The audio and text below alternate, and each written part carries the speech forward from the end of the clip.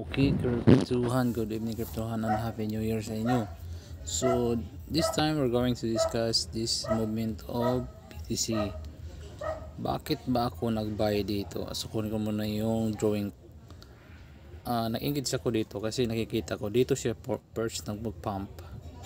Kung nakikita ninyo, dito siya, ito is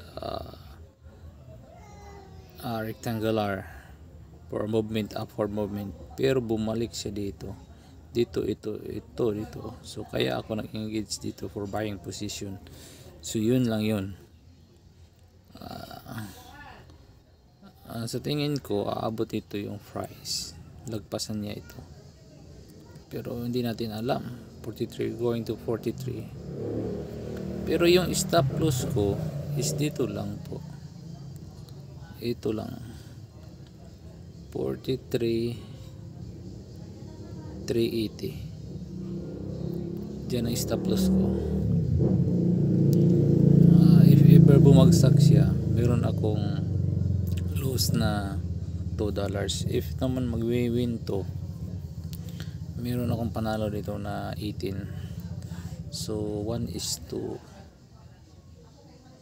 1:9.